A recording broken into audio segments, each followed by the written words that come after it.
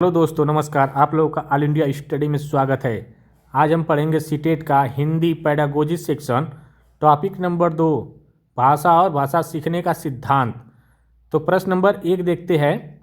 व्यवहारवाद सिद्धांत के अनुसार भाषा कैसे सीखी जाती है? तो यह जो सीखी जाती है अनुकरण और अभ्यास से। तो इसका सही जवाब हो जाएगा ऑप्शन नंबर बी हो जाएगा। भाषा जो होती है अनुकरण और पुनरावृत्ति से सीखी जाती है, प्रैक्टिस से, ठीक ना। यह स्किनर के सिद्धांत को प्रमुख समर्थक है। यह व्यवहारवाद का जो सिद्धांत है स्किनर का सिद्धांत है, ठीक ना। प्रश्न नंबर 2 है, भाषा सीखने में पुरस्कार और दंड पर कौन सा सिद्धांत बल देता है? तो देखिए, भाषा सीखने में जो पुरस्कार और दंड है यह जो देता है व्यवहारवाद का सिद्धांत, ठीक ना। तो इसका जो सही जवाब है व्यवहारवाद, ऑप्शन नंबर सी हो जाएगा। प्रश्न नंबर 3 देखेंगे, जीन पियाजे का सिद्धांत किस पर आधारित है? तो देखिए, जीन पियाजे का जो सिद्धांत है वह संज्ञानात्मक विकास पर आधारित होता है, ऑप्शन नंबर सी करेक्ट हो जाएगा। भाषा सीखने या सीखना बच्चे के संज्ञानात्मक विकास से जुड़ा होता है, ठीक। प्रश्न नंबर 4 है, रचनावादी सिद्धांत का मुख्य विचार क्या है? तो देखिए, रचनावादी सिद्धांत में बच्चा जो होता है अपने अनुभव से अर्थ का निर्माण स्वयं करता है, वह रचनावादी सिद्धांत कहलाता है। तो इस हिसाब से इसका जो सही जवाब हो जाएगा ऑप्शन नंबर बी, बच्चा स्वयं ज्ञान बनाता है। प्रश्न नंबर 5 देखेंगे, वाइगोस्की ने भाषा सीखने को किससे जोड़ा है? तो देखिए, वाइगोस्की के अनुसार जो होता है भाषा सीखना एक सामाजिक अंतःक्रिया के माध्यम से होता है, ठीक ना। यह सामाजिक अंतःक्रिया के माध्यम से भाषा सीखी जाती है। तो इस हिसाब से इसका जो सही जवाब हो जाएगा सामाजिक संपर्क, ऑप्शन नंबर बी करेक्ट हो जाएगा। प्रश्न नंबर 6 है, जेडपीडी का सिद्धांत किससे है? तो देखिए, जेडपीडी का जो सिद्धांत है वह स्थान होता है जहाँ पर बच्चा शिक्षक साथियों की मदद से सीखता है, ठीक ना। तो इसका जो सही आंसर हो जाएगा सहायता से सीखना, ऑप्शन नंबर सी हो जाएगा। अब प्रश्न नंबर 7 देखेंगे, निम्न में से कौन सा सिद्धांत बाल केंद्रित है? तो देखिए, जो बाल केंद्रित वह सिद्धांत होता है जो बच्चा स्वयं करता है रचना के द्वारा, ठीक ना। तो इस हिसाब से रचनावाद सिद्धांत क्या हो जाएगा? बाल केंद्रित होगा, ऑप्शन नंबर सी। प्रश्न नंबर 8 है, स्किनर का सिद्धांत मुख्यतः किस पर आधारित है? तो देखिए, स्किनर का जो सिद्धांत है यह स्किनर साहब ने व्यवहारवाद का सिद्धांत दिए हैं। तो इस हिसाब से इसका जो सही जवाब हो जाएगा उत्तेजना प्रतिक्रिया पर आधारित होता है, ऑप्शन नंबर सी करेक्ट हो जाएगा। स्टिमुलस रिस्पॉन्स पर आधारित होता है, ठीक ना, उत्तेजना और प्रतिक्रिया पर। प्रश्न नंबर 9 है, सामाजिक संस्कृति सिद्धांत का सही उदाहरण कौन सा है? तो देखिए, यह जो है ऑप्शन नंबर बी, संवाद आधारित गतिविधियाँ, ऑप्शन नंबर बी हो जाएगा। संवाद और समूह गतिविधियाँ सामाजिक संस्कृति के सिद्धांत को क्या करती है? दर्शाती है। अगला क्वेश्चन देखेंगे, प्रश्न नंबर 10 को, सीटेट के अनुसार भाषा शिक्षण में किस सिद्धांत को अधिक महत्व दिया जाता है? तो देखिए, भाषा शिक्षण को जो सबसे ज़्यादा महत्व दिया जाता है रचनावाद और सामाजिक सिद्धांत पर, ठीक ना, प्राथमिकता इसको ज़्यादा दी जाती है। तो ऑप्शन बी करेक्ट हो जाएगा क्योंकि यह बाल केंद्रित होती है, ठीक ना। प्रश्न नंबर 11 है, नेम चॉम्स्की का परिभाषा सिद्धांत किस पर आधारित है? तो यह जो है जन्मजात क्षमता पर यह आधारित है, ठीक ना। चामस्की के अनुसार बच्चे में जो भाषा सीखने की जन्मजात क्षमता होती है, यह लेडी बोलते हैं, ठीक ना। चामस्की साहब कहते हैं कि जो बच्चा होता है जन्म से ही भाषा सीखने की उसके पास क्षमता होती है। तो ऑप्शन नंबर सी करेक्ट हो जाएगा। प्रश्न नंबर 12 है,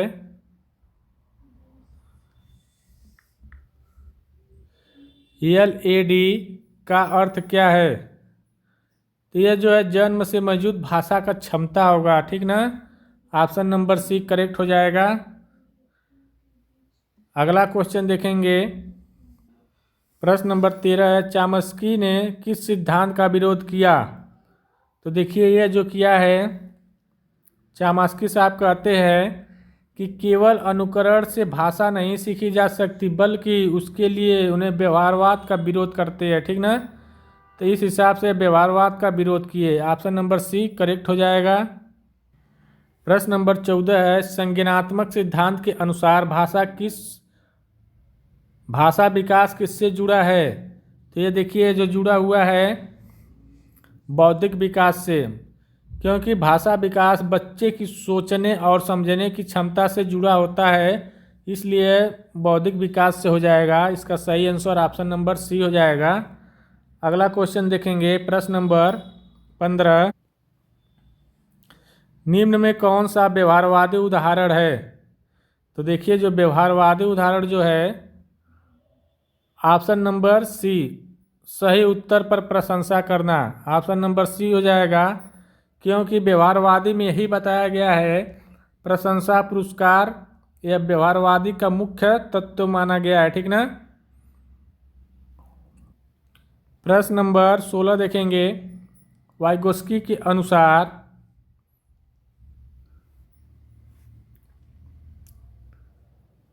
भाषा और सोच का संबंध क्या है। तो देखिए वाइगोस्की के अनुसार जो है भाषा और सोच एक दूसरे को प्रभावित करते हैं, ठीक ना। परस्पर एक दूसरे से क्या होंगे, जुड़े रहेंगे, तभी प्रभावित करेंगे। तो ऑप्शन नंबर सी करेक्ट हो जाएगा। अगला क्वेश्चन देखेंगे। प्रश्न नंबर 17, स्कैप फोल्डिंग शब्द किस सिद्धांत से संबंधित है। तो ये देखिए सामाजिक और सांस्कृतिक सिद्धांत से यह संबंधित है, क्योंकि बच्चे को आवश्यक सहारा देकर सीखने में मदद किया जाता है। स्कैफोल्डिंग में क्या होता है, अस्थायी सहारा दिया जाता है। जैसे बच्चा सीखता है उस समय अगर बच्चे को कुछ नहीं समझ में आता है तो उसको सहारा दिया जाएगा, थोड़ा बता दिया जाएगा तो वह कर ले जाता है, सीख ले जाता है, तो उसे स्कैफोल्डिंग कहते हैं। तो इसका जो सही जवाब है ऑप्शन नंबर सी। प्रश्न नंबर 18 देखेंगे। निम्न में कौन सी टेट के अनुसार सही भाषा शिक्षण रणनीति है। तो देखिए संवाद और गतिविधि आधारित सीखना ही सीटेट के लिए अनुसार सबसे अच्छी विधि मानी जाती है। तो ऑप्शन नंबर सी हो जाएगा। अब प्रश्न नंबर 19 देखेंगे हम लोग। व्यवहारवाद की सीमा क्या है। तो देखिए व्यवहारवाद की सीमा क्या बताया गया है। व्यवहारवाद में बच्चा क्या होता है, जन्म से ही भाषा का क्षमता सीखने के लिए आता है। बच्चा जन्मजात ही क्या होती है, उसके पास क्षमता होती है भाषा सीखने की, यह व्यवहारवाद मानता है। तो इसलिए इसका जो सही जवाब हो जाएगा जन्मजात क्षमता की अनदेखी करना, यह इसके लिए ऑप्शन नंबर 19 का सही हो जाएगा। प्रश्न नंबर 20 है, सीटेट परीक्षा में भाषा सीखने के सिद्धांत में क्यों पूछे जाते हैं। जो भाषा सीखने के जो सिद्धांत है क्यों पूछे जाते हैं। तो देखिए सही शिक्षण दृष्टिकोण को समझने के लिए। तो ऑप्शन नंबर सी करेक्ट हो जाएगा। अब प्रश्न नंबर हम लोग 21 देखेंगे। चामस्की के सिद्धांत की सबसे बड़ी विशेषता क्या है। तो देखिए जो चामस्की के सिद्धांत की जो सबसे बड़ी विशेषता क्या होती है कि चामस्की ने कहे है कि जो बच्चे में भाषा सीखने की क्षमता जो होती है वो जन्म से ही क्या होती है, मौजूद होती है। तो यह सबसे बड़ी विशेषता उनकी यही है कि जन्मजात बच्चा जो होता है भाषा क्षमता को स्वीकार करना। ऑप्शन नंबर सी करेक्ट हो जाएगा। प्रश्न नंबर 22 है, क्रिटिकल पीरियड हाइपोथेसिस का संबंध किससे है? तो देखिए, यह माना जाता है इसमें भाषा सीखने का एक उपयुक्त समय होता है जो जन्मजात सिद्धांतों से जुड़ा होता है। तो इस हिसाब से इसका जो सही जवाब हो जाएगा ऑप्शन नंबर सी। अब प्रश्न नंबर हम लोग 23 देखेंगे। निम्न में कौन सा उदाहरण रचनावादी दृष्टिकोण को दर्शाता है?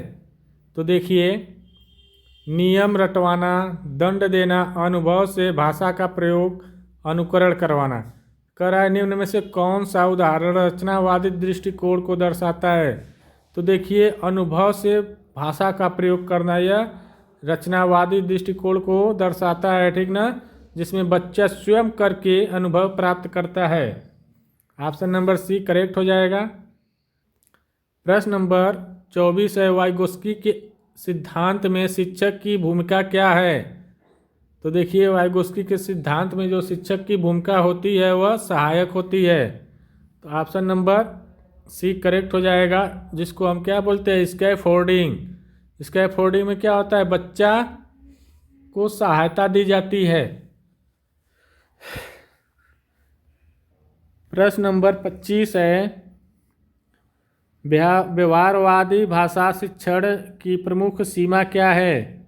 तो देखिए, जो व्यवहारवादी भाषा की जो प्रमुख शिक्षण की जो सीमा होती है, भाषा को यांत्रिक माना गया है, जिसमें अर्थ और सोच को क्या किया गया है, अनदेखा किया गया है, ठीक ना। तो इसलिए इसका उत्तर हो जाएगा अर्थ की उपेक्षा की गई है, मतलब अर्थ को अनदेखा किया गया है, उसकी उपेक्षा की गई है व्यवहारवादी भाषा शिक्षण में। प्रश्न नंबर 26 है, पियाजे के अनुसार भाषा विकास किसके बाद संभव है? तो देखिए, पियाजे के अनुसार जो है संज्ञानात्मक परिपक्वता के बाद क्या होता है, भाषा का विकास होना संभव होता है। ऑप्शन नंबर सी करेक्ट हो जाएगा। पियाजे साहब ने बताया है कि जब तक सोच विकसित नहीं होगी तब तक भाषा भी विकसित नहीं होगी। प्रश्न नंबर 27 है, सीटेट के अनुसार किस सिद्धांत का समन्वय सबसे उपयुक्त है? तो देखिए, रचनावादी और सामाजिक सिद्धांत सीटेट के द्वारा सबसे बढ़िया माना गया है। इसको प्राथमिकता दी जाती है, जिसमें बाल केंद्रित होता है, रचनावादी होता है, सामाजिक और संस्कृति दृष्टिकोण को क्या माना जाता है, सीटेट द्वारा प्राथमिकता दी जाती है। तो ऑप्शन नंबर सी करेक्ट हो जाएगा। प्रश्न नंबर 28 है, मीनिंगफुल इनपुट की अवधारणा किससे संबंधित है? तो देखिए, मीनिंगफुल का मतलब क्या होता है, बच्चा वही भाषा अच्छे से सीखता है। देखिए, फ़ोन आ गया था। इसमें क्या होता है मीनिंगफुल, देखिए अगला इस क्वेश्चन को देखते हैं, फ़ोन आ गया था। देखिए, इसमें क्या होता है, मीनिंगफुल इनपुट की अवधारणा किससे संबंधित होती है? यह बच्चा वही भाषा अच्छे से सीखता है जो उसे समझ में आती है, ठीक ना, यही मीनिंगफुल इनपुट की अवधारणा है। तो इसके हिसाब से इसका जो सही आंसर हो जाएगा समझने योग्य भाषा, ऑप्शन नंबर सी।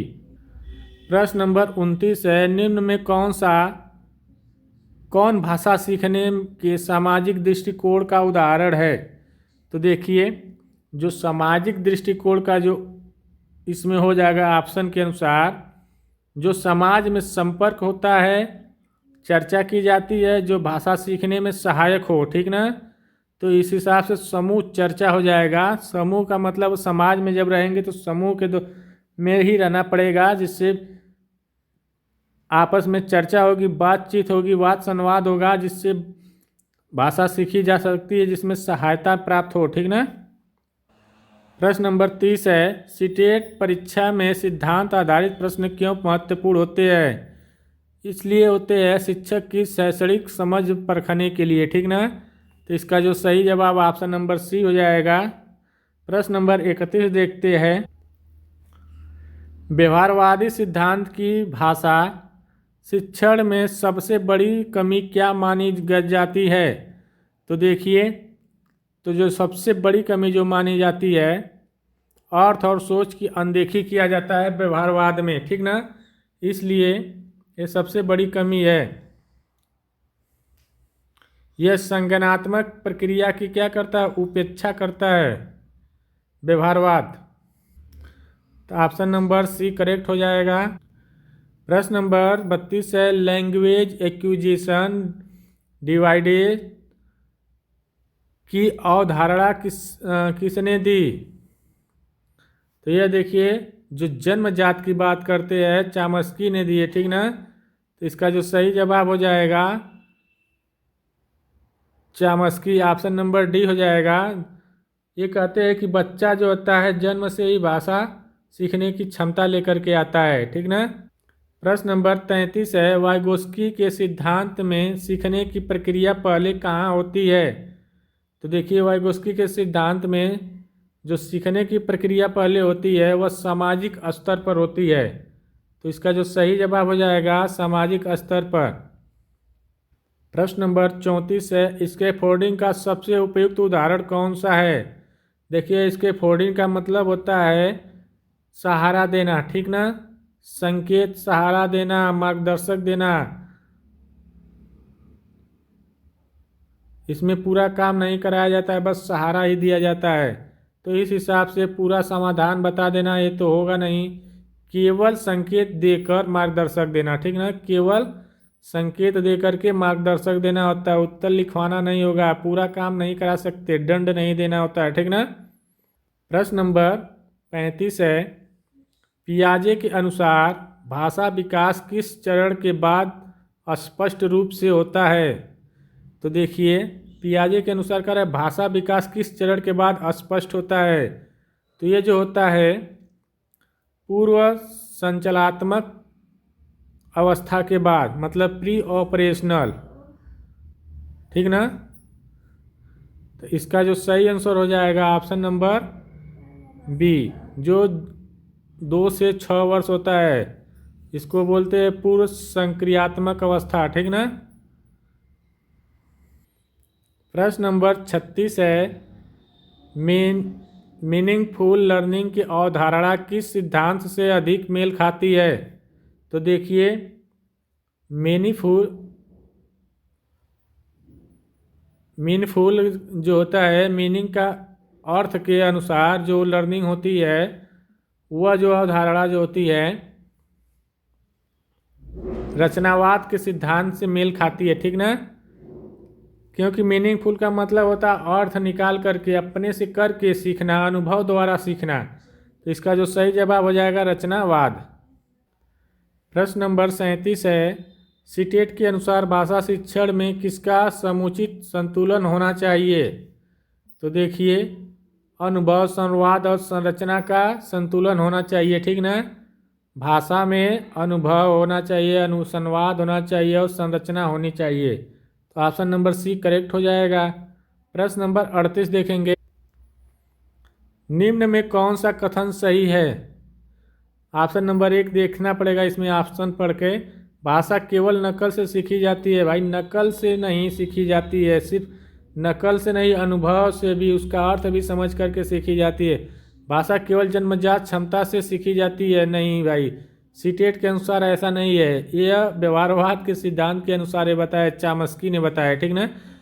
और तीसरा है, भाषा जन्मजात क्षमता और सामाजिक संपर्क दोनों से सीखी जाती है। ये बात सही है, ठीक ना।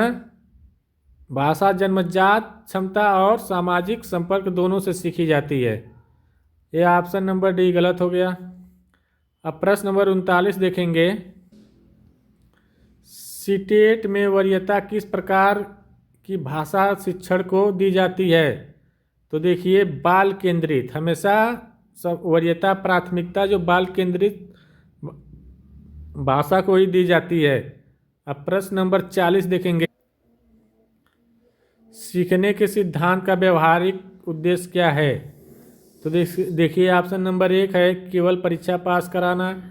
कठिन केवल शब्द आ गया तो गलत, कठिन गलत, छात्रों को डराना। तो बच क्या गया, प्रभावी भाषा शिक्षण रणनीति विकसित करना। ऑप्शन नंबर सी करेक्ट हो जाएगा। देखिए वीडियो अच्छी लगे चैनल को लाइक शेयर सब्सक्राइब जरूर करिए। अब मिलते हैं अगले वीडियो के लिए, तब तक के लिए नमस्कार, धन्यवाद।